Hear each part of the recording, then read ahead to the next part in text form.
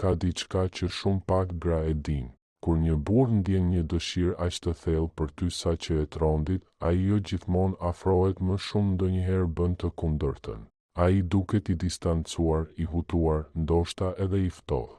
Dhe ti pyet veten, apo e humbas? A nuk ndjen më asgjë? Por në të vërtetë, sipas psikologjisë së Carl Jung, kjo sjellje nuk tregon mungesë interesi, por një intensitet aq të fortë sa që brenda tij shkakton një konflikt të brendshëm që ai nuk do të ta tregojë. Jung tha se dëshira e vërtetë, ajo që buron nga shtresat më të thella të pavetdijes, nuk shprehet kurrë në mënyrë të drejtë. Ajo nuk është logjike, nuk është e parashikueshme dhe nuk ndjek rregulla. Kur një burr të dëshiron aq shumë sa që shpirti i tij dridhet vetëm nga mendimi për ty, mendja e tij e vetëdijshme përpiqet t'i rezistojë. Është një mekanizëm natyror mbrojtës. Ai mbron veten nga ajo që e bën të ndihet i pambrojtur, i zhveshur dhe jashtë kontrollit. Ti bëhesh pasqyra që reflekton gjithçka që ai donte ta fshihte edhe nga vetja. Prandaj, një nga shenjat më të qarta të dëshirës së thellë nuk është afrimi, por tërheqja. Jo ndjekja, por përmbajtja. Jo veprimi, por heshtja. Sepse dëshira e shtypur dridhet ndryshe, ndihet në gjeste të vogla, në kundërshti, në ato momente kur ai lëkundet mes asaj që dëshiron të bëjë dhe asaj që mendon se duhet të bëjë. E vërteta që askush s'të thot është kjo: një burr reziston vetëm kur ajo që ndjen e tejkalon. Ai nuk lufton kundër diçkaje të vogël, lufton kundër diçkaje që mund t'i ndryshojë jetën, ta përshkojë thellë dhe t'i rrëzojë muret që ka ndërtuar për vite. Pa vetdije, t'i zgjon tek ai emocione që janë shumë të mëdha për t'u kontrolluar në mënyrë natyrale. Kështu Jung foli për konfliktin midis hijes dhe personës. Hija është dëshira e papërpunuar, e vërtetë, instinktive. Persona është maska shoqërore që i thotë se duhet të mbajë kontrollin. Prandaj, kur ai tërhiqet, të shmang ose duket i hutuar, nuk është sepse nuk ndjen asgjë, por sepse ndjen shumë. Në këtë video do të tregoj shenjat më të qarta nga psikologjia jungiane që tregojnë se ky burr nuk po ikën prej teje, por prej ndjenjave të tij. Shenja që zbulojnë një dëshirë të thellë, të heshtur dhe pothuajse të pakontrollueshme. Shenja që tregojnë se ai përmbahet pikërisht sepse të dëshiron më shumë nga sa mund ta pranojë. Shenja e parë, dëshira e shtypur. Sipas Carl Jung, ajo që shtypet kurrë nuk zhduket, vetëm ndryshon formë.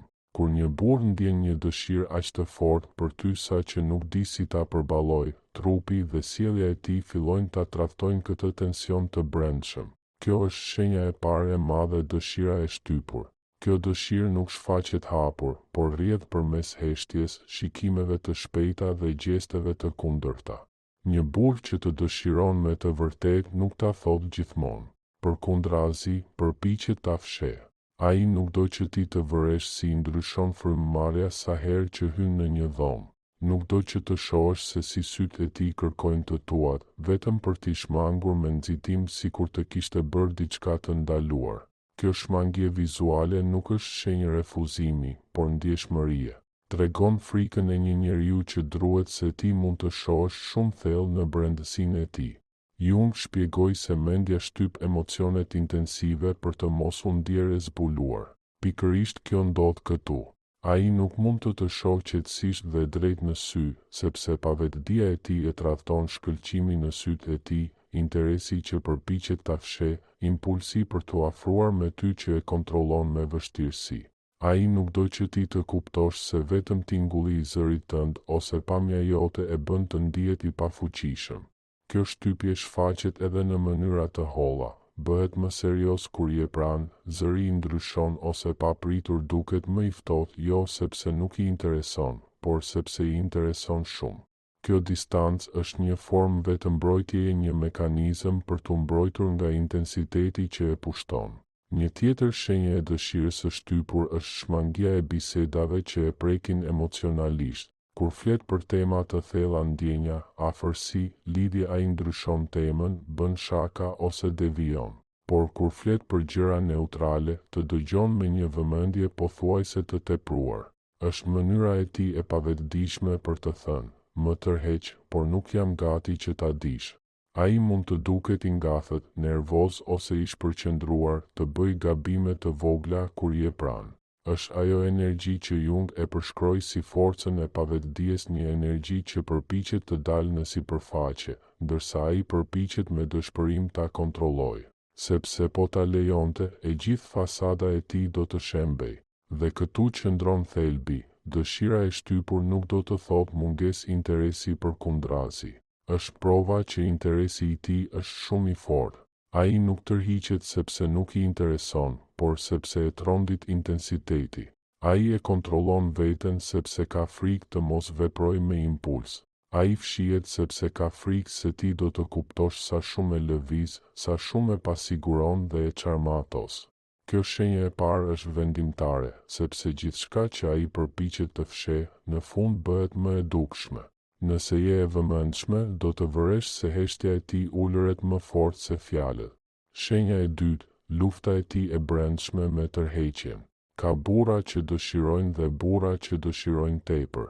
Kur një burr të dëshiron me këtë intensitet të pavetdijshëm, atë tërheqje që Jung e përshkroi si përplasjen e dy arketipeve, sjellja e tij bëhet kontradiktore. Jo sepse nuk di çfarë do, por sepse e di shumë mirë çfarë do dhe kjo e frikson. Shenja e dytë e madhe që tregon se ai po lufton me ndjenjat e tij është ky konflikt i brendshëm, një betejë e heshtur mes dëshirës dhe vetkontrollit.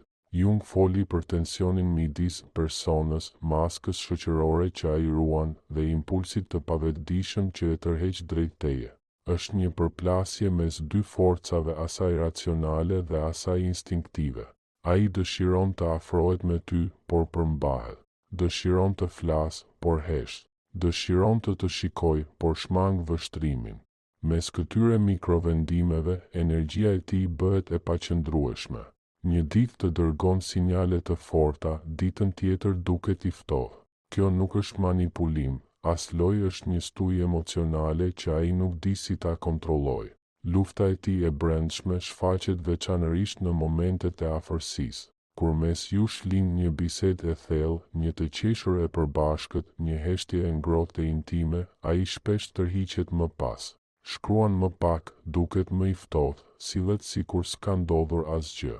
Por diçka ka ndodhur dhe pikërisht për këtë arsye ai tërhiqet. Kjo afërsi zgjon tek ai emocione që e përmbytin. Ti e dallon edhe nga kundërshtit e tij. Thotë se nuk do ndërlikime, por të kërkon. Thotë se nuk është gati, por shqetësohet për ty. Siguron se do distancë, por shfaqet sërish pikërisht kur e pret më pak. Jung shpjegoi se dëshira e shtypur nuk shprehet drejt për drejt, por përmes lëvizjeve lëkundëse, afrimit, tërheqjes dhe përsëri afrimit, një përpjekje e pavetdijes për ta vetë rregulluar veten. Një tjetër shenjë e këtij konflikti të brendshëm është nevoja e tepruar për vetkontroll. Ai përpiqet të duket i qetë, i përmbajtur, racional, por trupi i tij nuk bashkëpunon. Ai duket më i ngurtë, më i tensionuar, më i përqendruar në çdo fjalë që thua. Ndihesh që ai është tepër i vetëdijshëm për praninë e tij, sikur të matë çdo rrokje për të mos zbuluar asgjë. Dhe sapo ndjen se mund të humbas kontrollin, aktivizon mekanizmat mbrojtës, distancohet, bën shaka, ndryshon temën ose sillet në mënyrë të çuditshme. Por pas gjithë kësaj qëndron e njëjta arsye. Tërheqja ndaj teje është aq e fortë, sa duhet t'i rezistoj për të mos u ndier i pambrojtur. Ky konflikt i brendshëm është një nga shenjat më të qarta, sepse një burr lufton vetëm kundër asaj që e prek vërtet në thellësi. Gjërat sipërfaqësore nuk shkaktojnë konflikt, vetëm ato të thella. Dhe nëse ai përballet me këtë kundërshti, është sepse ke zgjuar në të diçka që nuk mund ta kontrollojë, diçka që e sfidon, e trondit dhe e çarmatos. Shenja e tretë, tensioni emocional në trupin e tij. Trupi nuk gënjen kurrë. Jung tha se, kur mendja shtyp një dëshirë, ajo nuk zhduket. Ajo zhvendoset në trup, shndërrohet në gjeste të pavullnetshme, mikroshprehje, në një energji që vibron mes dy njerëzve edhe kur asnjëri nuk flet. Dhe kjo është një nga shenjat më të dukshme se një burr të dëshiron aq thellë sa përpiqet t'i rezistojë. Trupi i tij është i tensionuar, reaktiv, plot jetë edhe kur duket i qetë nga jashtë. Kur je pranë tij, qëndrimi i tij ndryshon. Bëhet më i ngurtë, sikur trupi i tij është nën tension, duke u përpjekur të ruajë fasadën e kontrollit. Ose ndodh e kundërta, bëhet i shqetësuar, luan me duart, prek rrobat, ndryshon vazhdimisht pozicion. Kjo shqetësim nuk do të thotë se ndihet keq në praninë tënde, tregon se ndihet keq brenda vetes. Është tensioni mes asaj që do të bëj të afrohet, të prek, të shikoj hapur dhe asaj që mendon se duhet të bëj për të mos u zbuluar. Vëre frymëmarrjen e tij. Një burr që përpiqet të fshehë dëshirën e vet, merr frymë në dy mënyra, shumë cekët, sikur ka frikë se kraharori mund ta tradhtojë, ose shumë thellë, sikur përpiqet të qetësojë tensionin e brendshëm që e pushton. Trupi pasqyron intensitetin e pavetdijes, rre më shpejt, reagon më fort, bëhet aktiv pa qenë një vendim i ndërgjegjshëm. Dhe pastaj janë shikimet që nuk mund t'i kontrollojë, jo ato të drejtpërdrejta, sepse ato i shmang, por ato të shpejta, të rrufeshme, pothuajse të padukshme. Ai të vështron kur mendon se ti nuk e sheh, dhe sapo e kap mat, shmang vështrimin, sikur kontakti me sytë e tu të ishte tepër intim, tepër i rrezikshëm për maskën e tij të vetëpërmbajtjes. Jung e quante këtë arratisje të pavetdijes, sjellje që dalin në pah kur emocionet janë më të forta se vullneti. Një tjetër shenjë e qartë shfaqet në reagimin e trupit të tij ndaj pranisë tënde. Kur afrohesh, ai tendoset. Kur largohesh, duket sikur çlodhet, por kur plotësisht, sepse tensioni nuk vjen nga distanca fizike, por nga ajo emocionale. Ajo thot, dua të afrohem me ty, por s'mundem. Dua të prek, por nuk guxoj. Dua të them çfarë ndjej, por nuk kam kuraj. Vëre gjestet e tij të pavetdijshme, mënyrën si imiton lëvizjet e tua, si merr të njëjtin qëndrim, si përsërit fjalët apo shprehjet e tua. Kjo është një shenjë klasike e tërheqjes së pavetdijshme. Trupi i tij përpiqet të sinkronizohet me tëndin, edhe pse mendja i reziston. Dhe ndoshta shenja më e qartë nga të gjitha është nervozizmi i tij i pashpjegueshëm. Me ty sillet ndryshe se me të tjerët, më i vëmendshëm, më reaktiv, më i lidhur se sa dëshiron ta pranojë. Është sikur trupi i tij po reagon ndaj një force që nuk mund ta kontrollojë. Jung tha se trupi është ura midis vetdijes dhe pavetdijes, ai zbulon atë që mendja përpiqet ta fshehë.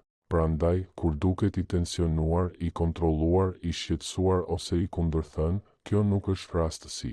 Nuk është mungesë interesi, është dëshirë. Një dëshirë aq e fortë sa që trupi i tij e ndjen para se mendja ta pranojë. Sepse kur një burr reziston, mendja mund të gënjej, por trupi kurrë. Shenja e katërt, afrimi i pavetdijshëm.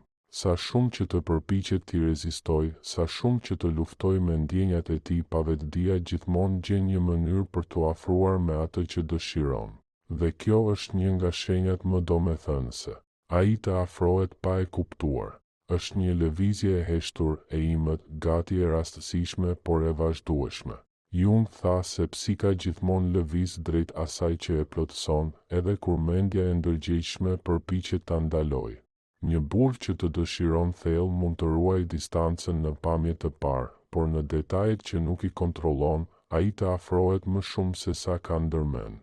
E dallon kur shfaqet papritur në mjedisin tënd rastësisht, në të njëjtin vend, në të njëjtën kohë, në situata që më parë si kishte bërë. Kjo nuk është rastësi, është dëshira e tij që e tërheq pavetdijshëm drejt teje.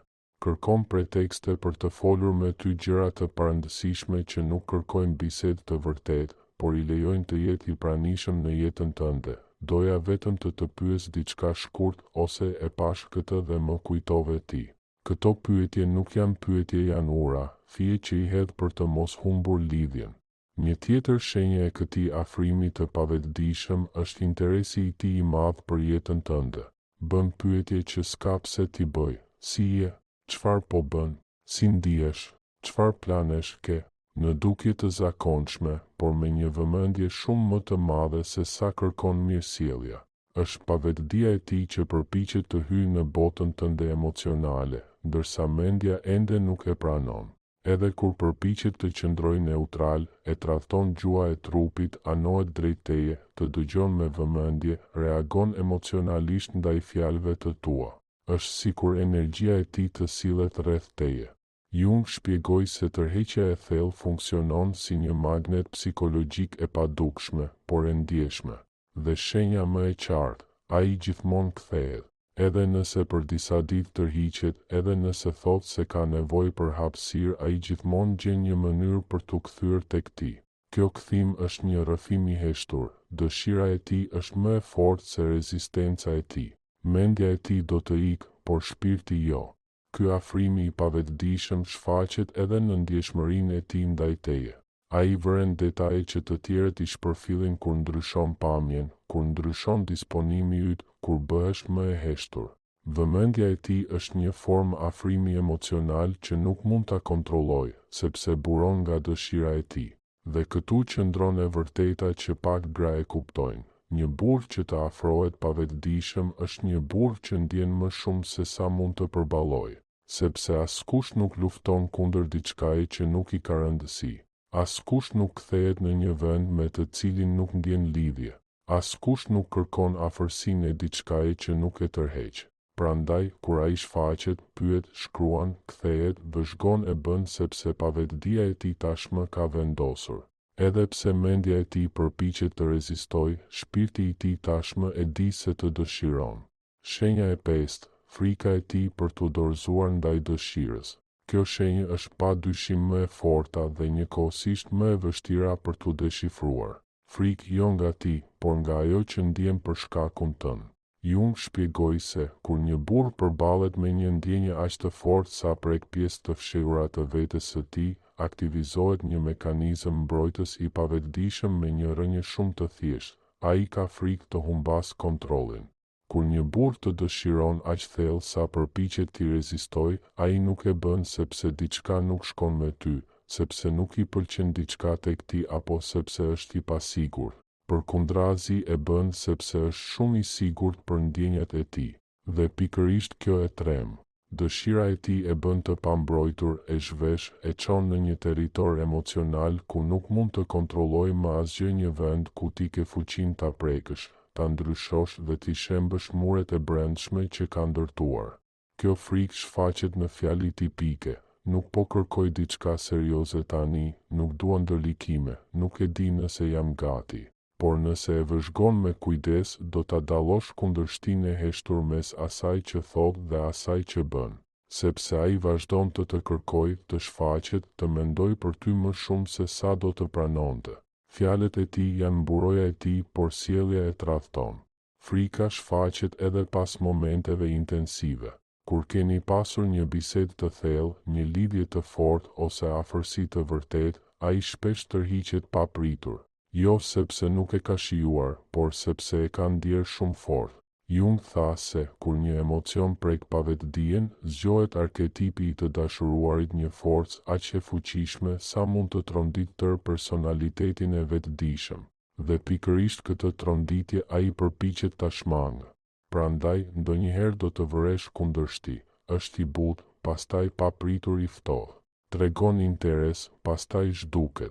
Hapet emocionalisht vetëm për ta mbyllur menjëherë derën.